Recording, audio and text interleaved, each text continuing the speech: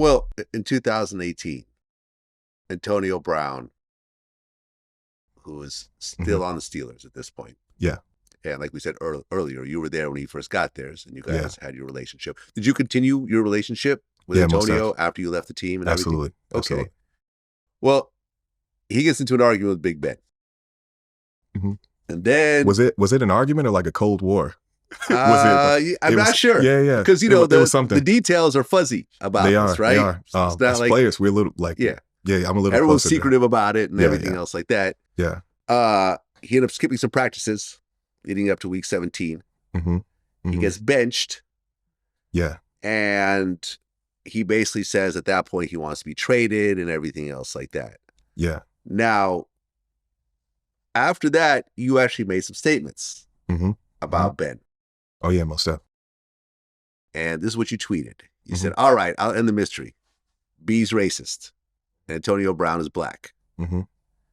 He had to catch balls from a racist quarterback. Every player knows it. It's not a big deal. He was just supposed to take his licking and move on like a slave for real. Yeah, every honest player knows it. So Ben Roethlisberger. So I said B because B represents a larger idea that starts at Ben, but it's a larger thing. Okay. Antonio Brown playing for the Pittsburgh Steelers.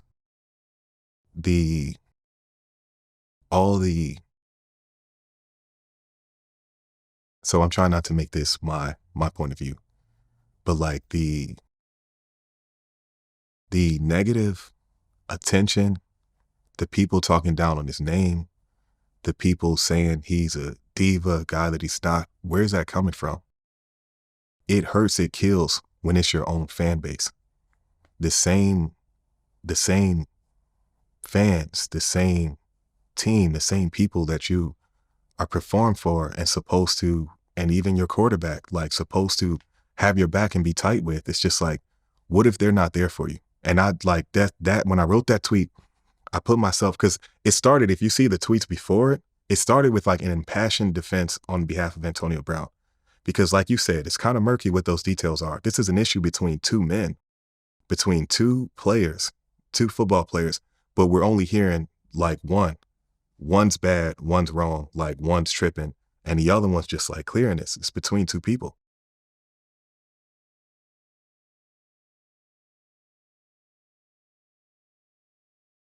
Before he left those practices, when the stories are coming out that like the quarterback's throwing the ball at his feet, they're saying like he does to rookies when they don't know what to do, when they're saying, get somebody else in here.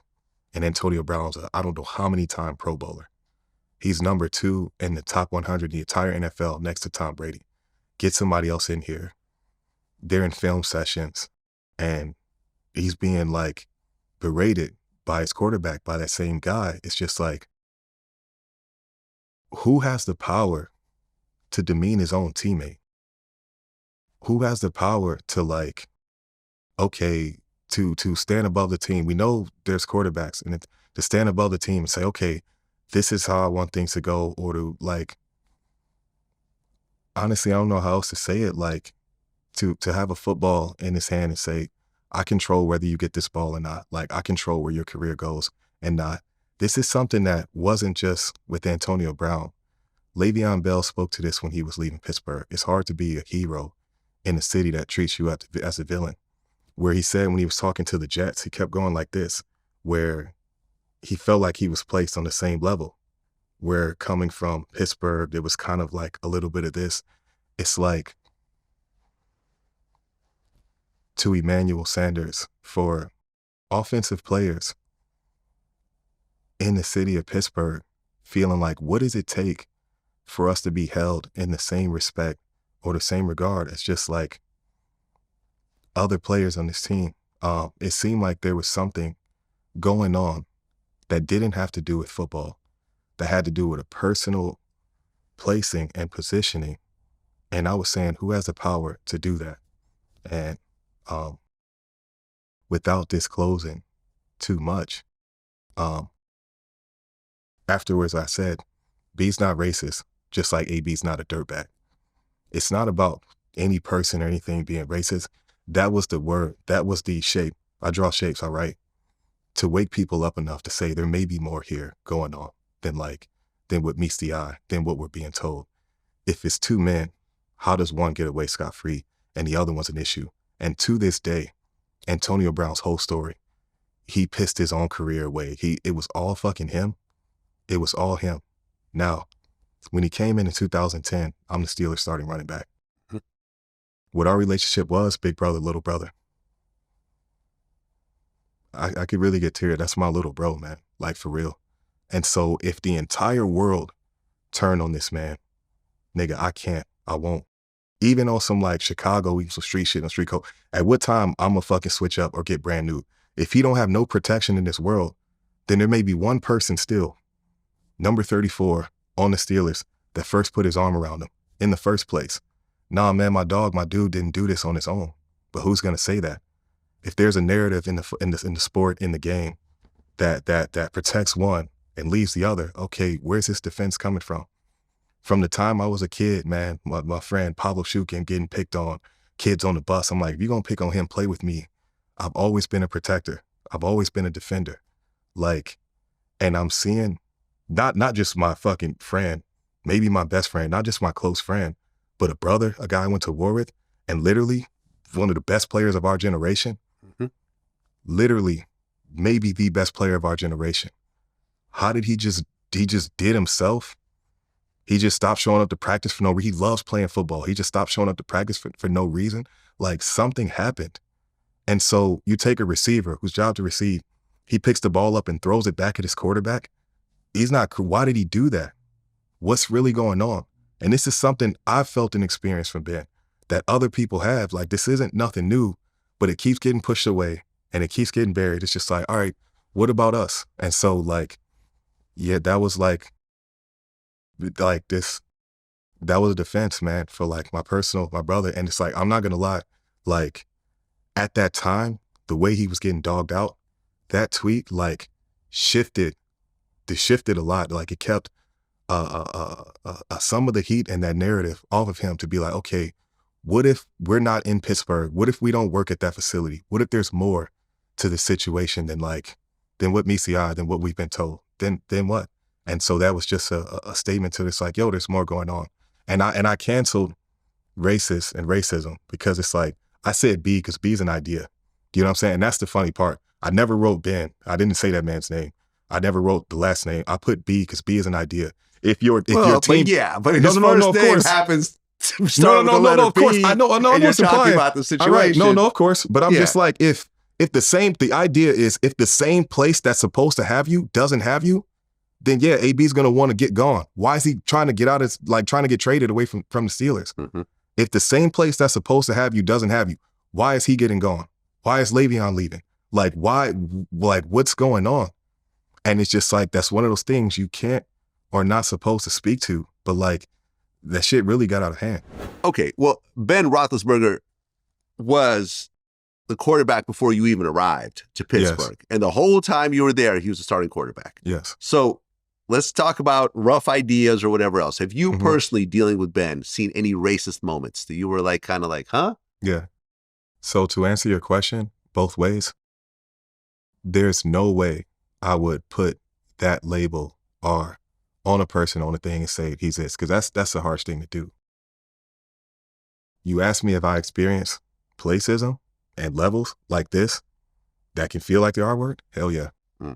Hell yes. Okay. Can you talk about a specific situation where you were just like, I can't believe you just did that or said that? That's something I wouldn't want to bring to this platform. That doesn't feel fair, because what's in the sport, what's in the game is in the game. And that's something that's between us for us to hash out as individuals. What's public, like my tweet, and what's made public, I'll address what's public. But what's internal, that line can't cross. So that's as far as I can go. Okay, fair enough. And I think that people, really gravitated towards the one part of the tweet was he was supposed to take his lickings and move on like a slave for real. Yeah. And, for example, Kaepernick, when he did his Netflix documentary, he compared the NFL Combine to slave trade. Yeah. Essentially. Yeah. Do you feel, and a lot of people had a problem with it, saying, well, slaves don't get paid $20 million. They can go and move whenever they feel like it. Some people thought that was really a jab and unfair, but here you are bringing up the slavery thing when it comes to the NFL. For sure. That's an idea that's been explored a lot. Like there's been books written about it, and it's like obviously not straight away at the surface level. It's like, man, we volunteer to do this. We love the game and the sport of football. Like we're well compensated and taken care of for this game. We wouldn't have an opportunity to change our lives, families' lives, feed our families, like for a lot of us athletically without this game. So that's obviously can easily be done away with, but that's at like face value. In a deeper tone and sense, it's just like slaves being respected for their physical prowess and not for their humanity and not for their minds and not for the fact that like they come from parents and homes and they're human beings. I watched my best friend be dehumanized.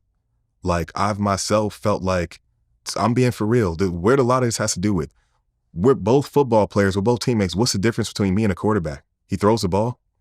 He has to remember a little bit more of the playbook. That makes one person here and the other one here.